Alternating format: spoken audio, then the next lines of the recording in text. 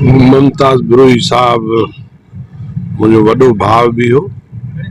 मुझो सियासी हवाले से मुझी तरबियत में उनजो तमाम वॾो हथ आहे। मूंखे उन हथन सां जीएसनि जी इन जदोजहद में, साईं जी पैरोकारी में ऐं क़ौमी तहरीक में मुझो फार्म भरे मूंखे इन तहरीक जो हिस्सो मुमताज़ बिरोही साहब बणायो। मां उनजे टीजे ते चवां थो त मां हिकिड़े वॾे भाव खां महरूम थियो आहियां। मूंखे हिदायत कंदड़ ऐं मुंहिंजी रहनुमाई कंदड़ हिकिड़े साथी दोस्त उन्ही खां महरूम थियो आहियां। ऐं जीअं हुन तव्हांखे चयो त असां आशिक माशूक हुआसीं, बिल्कुलु उहो मुंहिंजे आशिकनि में हो ऐं मां हुनजे आशिकनि में।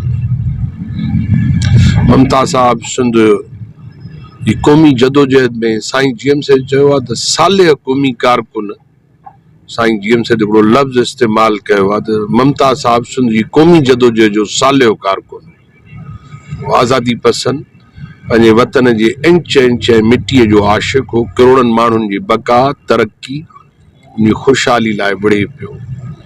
ऐं उहो ई जेको शेर साईं जीएम से जी क़बर ते लिखियलु आहे त जेसी हुई विरची न वेठी वञी भूए पती सारींदे खे सजणे। त उहो जेसि मां जेको कुझु आहियां, जो जीएसएन महाज जो चेयरमैन आहियां, रोल अदा कयां थो, मुंहिंजे इन रोल जी अदायगी में उनजो किरदारु आहे।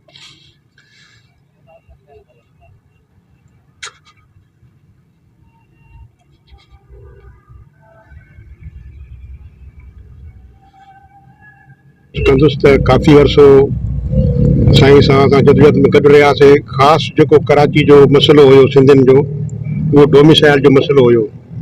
वाहिद इहा शख़्सियत हुई जंहिं हिकिड़ी जदोजहद जी अलामत बणिजी वियो ऐं हिन असांखे जेको आहे सो कराची में हिकिड़ो पेर रखण जी माना जुरियत ॾिनी ऐं अकेले सिर थी करे जॾहिं प्रोग्राम में वेंदो, रस्तनि रोकियो, वॾी रिस्कूं खणी MQM सां हिन टकर खाधो ऐं हाई कोर्ट जहिड़े अदारे में वञी करे हिन केस लड़िया। काफ़ी माना तकलीफ़ूं बर्दाश्त कयूं ऐं हिकिड़ो ॾांहुं ॾेई वियो। असांजो खे फ़र्ज़ु आहे बक़ाया जेके बि तंज़ीमूं कमु कनि थियूं कराची में, त हिकिड़ो मुनज़िम अदारो ठाहे करे कि उनजी माना नसियल वाट ते हलूं। ऐं असांजी शख़्सियत ते जेतिरो बि ॻाल्हाइजे उहो घटि आहे। साईं मुमताज़ बिरोही जो विछोड़ो इम्तियाज़ असद आफ्ताब या असगर न, पर मुंहिंजे लाइ बि हिकिड़ो मुंहिंजे वॾे जो विछोड़ो आहे जेको खाल साईं छॾे उहो शायदि पूरो थियणु ख़ानदानी हिसाब सां त नामुमकिन आहे। साईं तमामु वॾी शख़्सियत जो मालिक हुयो। असांजे लाइ साईं छप्पर छां हुयो। कॾहिं बि कंहिं बि कानूनी मसइले में या क़ौमी कारकुननि जे मसइले में किथे बि का परेशानी थींदी हुई, फौरन साईं वटि पहुची वेंदा हुआसीं या साईं सां खे फ़ोन कंदा हुआसीं, पाण अची वेंदो। हर जॻह ते असांजी रहनुमाई कंदो। हिकिड़ो वॾो हुयो असांजो। ऐं साईं जी क़ौमी जदोजहद तमामु लाज़वाल आहे।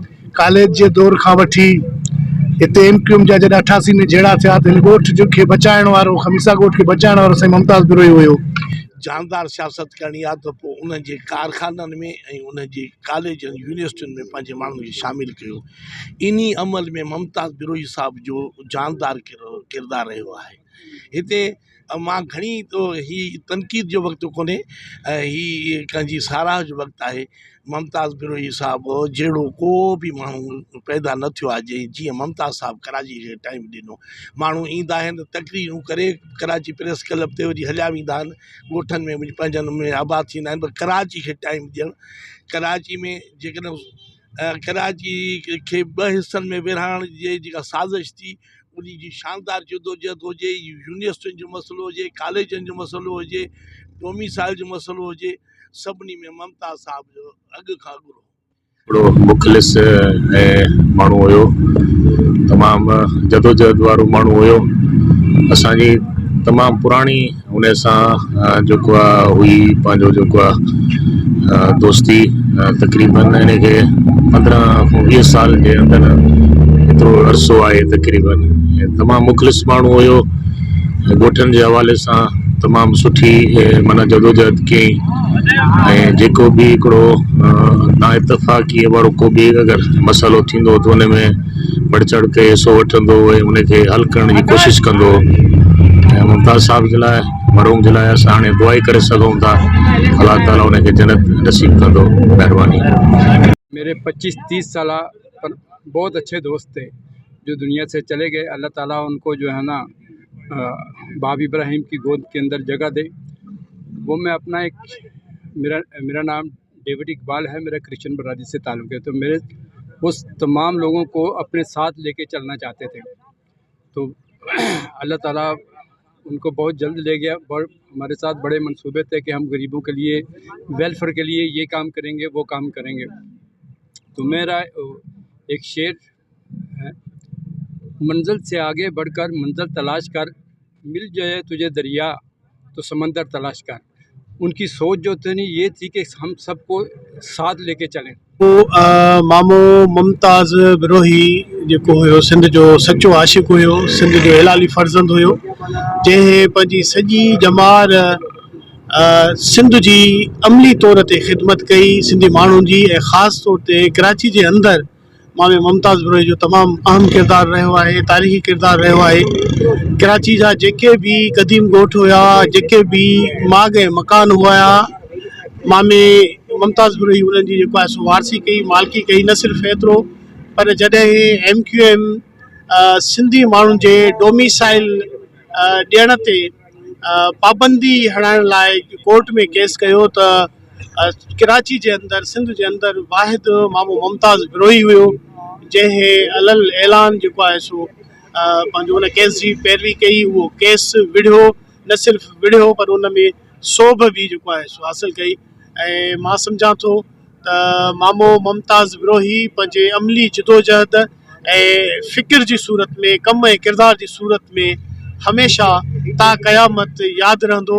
ऐं मामे मुमताज़ जो विछोड़ो सिंध जो तमामु वॾो नाक़ाबिले तलाफ़ी नुक़सानु आहे। बिरोही साहब असां सम्झूं था, ऐं इहा यकीन वारी ॻाल्हि आहे त सिंध जे अंदरि लगातार ऐं मुसलसिल जेको क़ौमी जिदोजहद जो ऐं किरदार जो नालो आहे, ख़ासि करे जेको कराची जे अंदरि सिंधी माण्हुनि खे आबाद करणु ऐं सिंध जी जेका नेशनलिटी आहे, नेशनलिज़म आहे, या सिंध जे डोमिसाइल ते जेको मुमताज़ बिरोही साहब पाण मल्हायो, ऐं उन ते खेसि क़ौमी ख़राज पेश कयां थो।